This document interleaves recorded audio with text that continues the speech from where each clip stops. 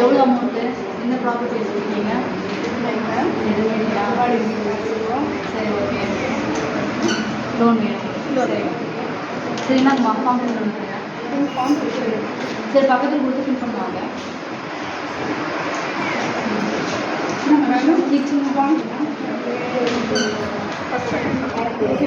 இதே மாதிரி நிறைய இடத்துக்கு போகலாம். தெரிஞ்சிருக்கு நான் சொல்ல எழுதுவீங்களா? எழுதுறீங்களா? நான் சொல்கிறேன், எழுதிக்கோங்க. வங்கி கடன் வேண்டிக்கீங்க. ஃபர்ஸ்ட் வங்கி கடன் வேண்டி விண்ணப்பம் எழுதிக்கோங்க.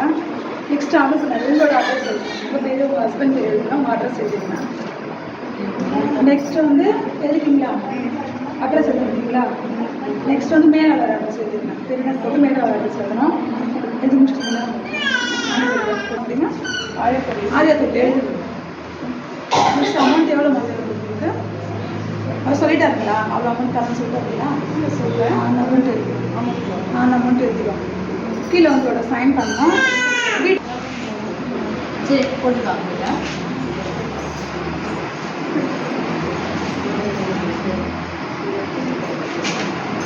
சரிம்மா, உங்களுக்கு அமௌண்ட் வர இன்னும் 2 வாரம் ஆகும். அதுக்கப்புறம் வந்து கேளுங்க, வந்து சொல்லுவோம். சரிங்களா?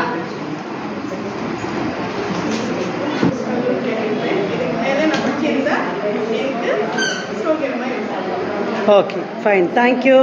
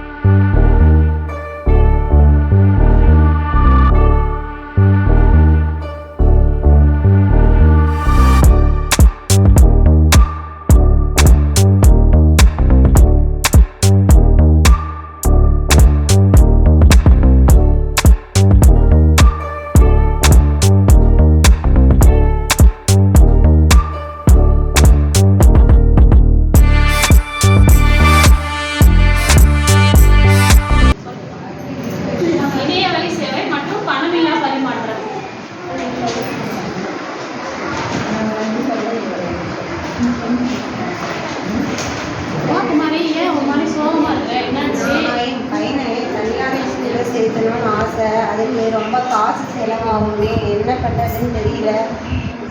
ஓ, அதனால தான் நீ இவ்வளோ சோகமாக இருக்கிறியா? இருக்கியா நீ இவ்வளோ சோகப்படுற? இப்போ வந்துட்டு கவர்மெண்ட்லேயே வந்துட்டு என்ன பண்ணிட்டாங்க அப்படின்னா, தனியார் பள்ளியில் ஏழை எளிய மாணவர்கள் படிக்கணும் அப்படின்றதுக்காக 25% இடஒதுக்கீடு வந்துட்டு மாணவர்களுக்கு அறிவிச்சிருக்காங்களே. அது உங்களுக்கு தெரியாதா? தெரியாதே. அப்படி ஒன்று இருக்கா? ஆமாம், அப்படி இருக்கே. இப்போ எல்லா பிள்ளைகளும் வந்துட்டு வசதியான பிள்ளைகள் இல்லை இல்லையா? இப்போ வந்து ஏழை எளிய மாணவர்கள் வந்துட்டு இந்த மாதிரி ஒரு வசதி வந்துட்டு அரசாங்கமே வந்துட்டு 25% தனியார் பள்ளியில் வந்துட்டு ஒதுக்கீடு பண்ணியிருக்காங்க. அதில் போயிட்டு நீ உன்னோட குழந்தைய வந்து நீ சேர்த்துன அப்படின்னா உன்னோட குழந்தைய தனியார் பள்ளியில் படிக்கணுமே. அதுக்கு ரொம்ப காசு செலவாகுமே. இல்லை, இந்த 25% இடஒதுக்கீடு வந்துட்டு நாம் என்ன பண்ணலாம் அப்படின்னா, ஈசேவை மையம் அப்படின்னு ஒன்று இருக்குது. அதில் போயிட்டு நாம் என்ன பண்ணலாம், ஃபஸ்ட்டு நம்மளுடைய வருமான சான்றிதழ், இருப்பிட சான்றிதழ் இது எல்லாத்தையுமே நம்ம அப்ளை பண்ணி வாங்கிட்டோம் அப்படின்னா, இதுக்கப்புறம் நம்ம வந்துட்டு வருஷத்துக்கு ஒரு முறை கவர்மெண்ட்லேயே வந்துட்டு இதை அனௌன்ஸ் பண்ணுவாங்க. அதுக்கப்புறம் நம்ம போயிட்டு நம்மளோட குழந்தைய வந்துட்டு அதை அப்ளை பண்ணி படிக்க வைக்கலாமே. சரி, அப்படியா? எனக்கு இவ்வளோ நாள் இப்படி இருக்கிறதே ஒன்று தெரியாமல் போச்சு. இப்போ நீங்கள் சொன்னதுனால தான் எனக்கு தெரிஞ்சிச்சு. இது எல்லாத்தையுமே வந்துட்டு நீ எங்கே போய் அப்ளை பண்ணி வாங்கலாம் அப்படின்னா, தாலுக்கா ஆஃபீஸ் இருக்கு இல்லையா, அங்கே வருமான சான்றிதழ் இது எல்லாமே வந்துட்டு ஈசேவை மையத்தில் நமக்கு வேணும் அப்படின்னு சொல்லிட்டு சொன்னோன்னா வருவாய்த்துறையிலேருந்து நமக்கு இதை வந்துட்டு அப்ளை பண்ணி கொடுப்பாங்க. இது வந்துட்டு ஒரு குறைஞ்சது நம்ம அர்ஜென்ட்டாக வேணும் அப்படின்னு நம்ம கேட்டோம் அப்படின்னா குறைஞ்சது ஒரு வாரத்தில் நமக்கு கண்டிப்பாக கிடைச்சிடும். இதை வச்சு நம்ம என்ன பண்ணலாம் அப்படின்னா, கண்டிப்பாக தனியார் பள்ளியில் ஆர்டி மூலமாக இதை நம்மளுடைய குழந்தைய வந்துட்டு நம்ம படிக்க வைக்கலாம். சரிங்க, அப்படியா? Thank you miss.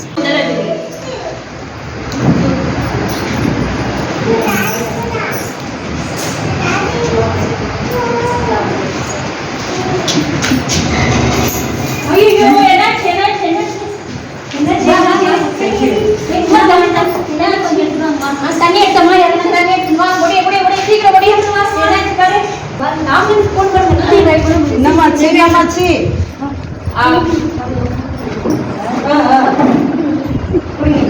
ஒன்றும் இல்லை, பயப்படாதீங்க பயப்படாதீங்க, ஒன்றும் இல்லை, பாப்பா கூட ஒன்றும் ஆகலை, பயப்படாதீங்க. நான் ஒரு வேலையாக போயிட்டு வரேன். அப்போ வந்து ராத்திரி சீக்கிரமா நான் வீட்டுக்கு போகணும்னு சொல்லிட்டு ஏமா பொண்ணு குழந்தைய கூட்டின்னு வரையே பொறுப்பா வரக்கூடாதா? சரி இருங்க, 108 நம்பருக்கு ஃபோன் பண்ணுறேன், வந்து ரொம்ப பயப்படாதீங்க. கல்ல இருக்கும் போது அதை கவனிக்காம வண்டி ஓட்டி போனதுனால கல்லுக்கு போய் அந்த நாள் சரி சரி பரவாயில்ல, கொஞ்சம் தைரியமா இல்லையா? ஒன்றும் ஆகல. சரி, ஒரு ஆக்சிடென்ட் ஆகிருக்கு, கொஞ்சம் சீக்கிரம் வாங்க சார். சரி, ஆம்புலன்ஸ் ஃபோன் பண்ணிருக்காங்க. இப்போ ஆம்புலன்ஸ் வந்துடும். உங்க வீட்டு அட்ரஸ் சொல்லுங்க, பக்கத்துல இருக்கீங்களா, செலவா இருக்குங்களா, உங்க ஃபோன் நம்பர் சொல்லுங்க. ஏழுமா பயப்படாதீங்க, ஒன்றும் இல்லை, நல்லா இருக்காங்க. வண்டி வந்துருச்சு, நீங்க போங்க. ஆம்புலன்ஸ் வந்துச்சு பாருங்க, ஆம்புலன்ஸ்ல ஏறி போங்க. சரி.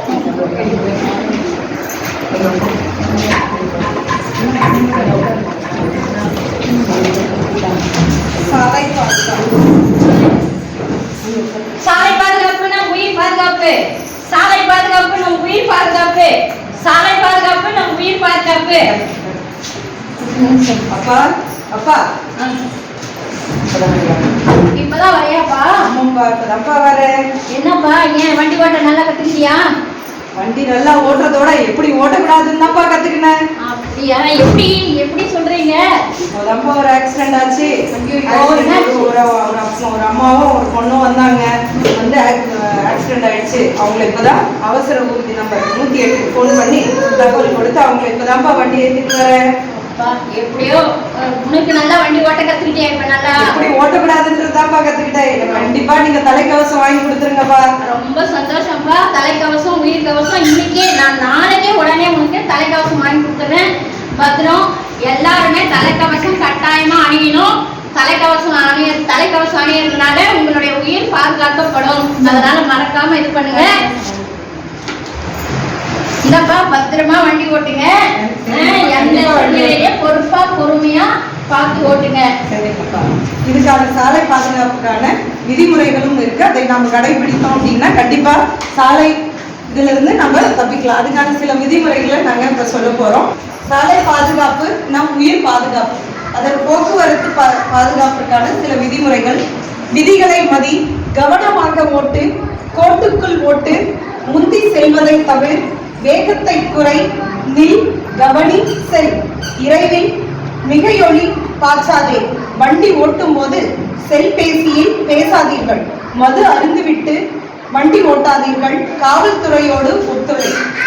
இந்த 10 கட்டளைகளை நம்ம பின்பற்றணும் அப்படின்னா கண்டிப்பா சாலை விதிகளை நம்ம சாலையில வந்து தவிர்க்கலாம். கட்டாயமா நாம தான் முதல்ல மற்றவங்களுக்கும் இந்த விதிகளை 10 விதிகளை தெரியப்படுத்தணும். தெரிஞ்சவங்க நிறைய பேர் இருக்கலாம், ஆனா தெரியாதவங்களும் நமக்கு தெரிஞ்சவங்க இருப்பாங்க. அவங்களுக்கு நீங்க எடுத்து சொல்லும் போது இந்த விதிகளை கடைபிடிச்சு போங்க அப்படின்னு சொன்னீங்கன்னா உயிர் நிச்சயமா பாதுகாக்கப்படும்ன்றதுல சிறிதளவும் என்னமில்லை, ஐயமில்லை. நன்றி, வணக்கம். தேங்க்யூ. சாலை பாதுகாப்பு நம் உயிர் பாதுகாப்பு.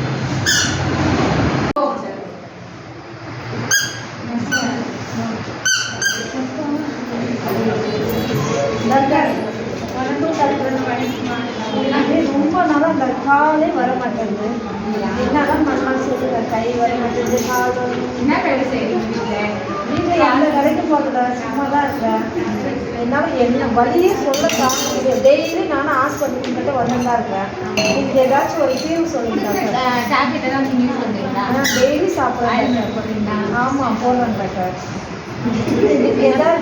கால் கொஞ்சம் எக்ஸசைஸ் கொடுங்க. அது இருந்தால் ஒரு அளவுக்கு சரியாகும்.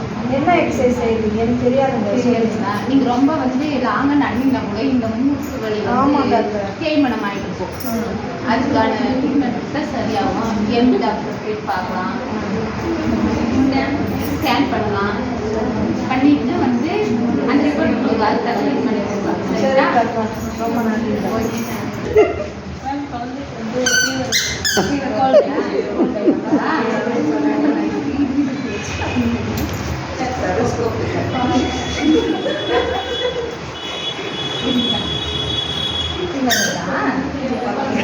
ஊசியெல்லாம் போறதில்ல பண்ணணும். சரி சொல்லிட்டு இன்ஜெக்ஷன் பண்ணாமா நான் டேப்லெட் தரேன் எழுதி தரேன். மணி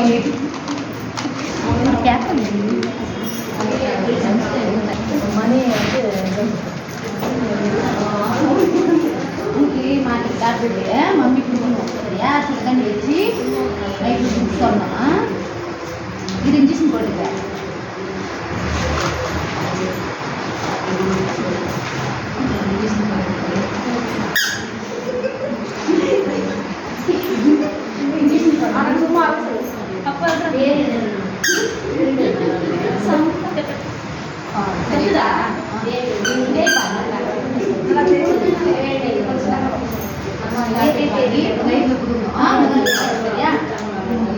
எழுந்த உடனே உடற்பயிற்சி செய்வது உடம்புக்கு நல்லது. ஏன்னா நம்ம கால் வலி கை வலி மூச்சு விட முடியல அப்படின்னலாம் இருக்கிறோம் இல்லைங்களா. எழுந்த உடனே பண்ணிட்டு அதுக்கப்புறமா வேலையை செய்யலாம், ஒன்றும் பிரச்சனை இல்லை. காலையில் எழுந்த உடனே உங்களால் சின்ன இது இப்போ சாப்பிட்டோம் செய்ய முடியாது. கை பயிற்சி மூச்சு பயிற்சி அதெல்லாம் நீங்கள் நம்ம செஞ்சோம்னா நமக்கு வந்து உடல் ஆரோக்கியம். ஓகே. எழுந்த உடனே காலை வந்து வச்சுக்கோங்க முதல்ல. அதுக்கப்புறமா இது பண்ணும்போது வந்து நம்ம 2 காதுகிட்டையும் இந்த கை பண்ணணும். இப்போ சாப்பிட்டு கொஞ்சம் தம் பிடிக்கிறதுக்கு கஷ்டமாக இருக்குது, அதுக்கு சொல்கிறேன். இப்போ காலையில் எழுந்த உடனே இப்படி பண்ணுவோம். பண்ணிவிட்டு கொஞ்சம் நேரம் 3 அப்படியே டே கொண்டாது இருந்தீங்கன்னா அப்படியே கொடுக்கணும் மெதுவாகவே ஃபஸ்ட்டு. அதுக்கப்புறமா வந்து கால் வந்து இதை கொஞ்சம் இப்படி வச்சுக்கோங்க. எனக்கு கொஞ்சம் இதாவது இப்படி 3 டைம் பண்ணணும். அது வந்து நம்ம கண்ணுக்கு வந்து அது சார்பாக அந்த கண்ணுக்கு போகிறதுனா கண்ணுக்கு. அதே மாதிரி நம்ம வாஷிங் மிஷின் வச்சுருக்கோம், துணி துவைக்கிறதுக்கெல்லாம் காலையில் முடியாது போகிறோம். அதனால் நம்ம கை வந்து எங்கேயாவது பஸ்ஸில் போகிறோன்னா இப்படி பிடிச்சோம்னா கை வலிக்கும். ஏன்னா நம்ம கையை இப்படியே வச்சு நிற்கிறதுனால. அதனால் 3 முறை 5 முறை கூட பண்ணலாம். அதே மாதிரி அது வந்து கைப்பயிற்சி நல்லது. கால் வந்து முட்டி வலின்னு சொன்னோம் இல்லையா, பலமாக மூட பண்ணணும். 3 முறை 3 முறை காலுக்கு நல்லதாக இருக்கும். அதே மாதிரி உட்கார்ந்து மூச்சு பயிற்சி பண்ணணும். இதெல்லாம் பண்ணோம்னா நம்ம வந்து உடல் நல்லா இருக்கும். Thank you teacher.